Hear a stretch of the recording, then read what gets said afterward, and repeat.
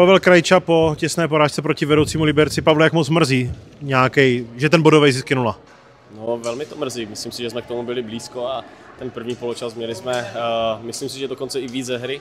Měli jsme tam nějaké šance, bohužel jsme je neproměnili a i přesto, že ten první poločas byl remízový, tak jsme do toho druhého poločasu s tím šli, že můžeme vyhrát. Bohužel jsme inkasovali, myslím si, že lacinou první branku a pak jsme těžce dotahovali a druhá branka Kaja rozhodla a bohužel jsme ho neuhlídali.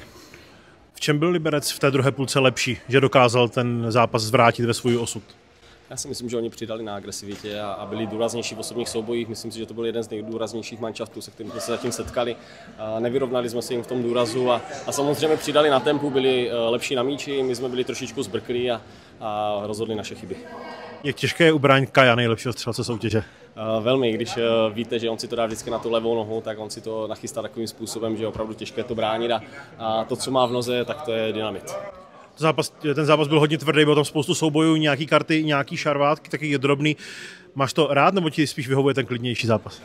Já si myslím, že je potřeba to tady dostat trošku do emocí a do varu ty diváky a pak ten zápas má náboj. Já myslím si, že nám to i celkem svědčí, ale říkám, Liberec dneska byl velmi důrazný a šlo jim to lépe. Díky moc, ať se daří. Díky moc. Vlastimil Bartošek, asistent trenéra Amoru Vyškov. Vlasto, jak blízko bylo dneska k bodům? No, dneska bylo hodně blízko bodům, ale hlavně jsem byl spokojený se hrou, protože fakt kluci oproti, když vzpomenu si na minulý zápas v Kadaní, tak to bylo takové jako neslá nemastné. Dali jsme sice 10 gólů, padalo nám tam potom všechno, ale nebylo to podle mého gusta. Dneska si myslím, že kluci opravdu hráli, nejenom bojovali, samozřejmě bojovnost mají vždycky, ale dneska hráli dobře futsal. No. Dneska byla škoda to, že jsme nedali šance, že jo, a oni prostě proměnili, no, mají dva zkušené Brazilce, kteří ty góly umí dávat. My z těch šancí jsme bohužel nedali a jsme prostě prohráli. No. Dlouho jste drželi vedoucí tým, vlastně celý zápas jste drželi nějakým způsobem na uzdě. Prohráli jste nakonec o 2 góly.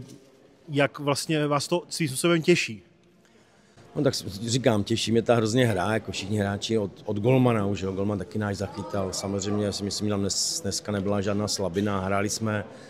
A když kluci hráli prostě to, co jsme jim ukazovali a říkali, takže těch šancí jsme měli dost a no škoda, no prostě penaltu jsme nedali, že jo, a samozřejmě jsme upozorňovali na brazilské hráče, ale že on se otočí jednou, a celý zápas ho nevidíte, a jednou se otočí s tím míčem a trefí to prostě, no tak my to ještě neumíme, ale kluci si myslím, že snad to zvládnou taky a bude to jenom dopředu.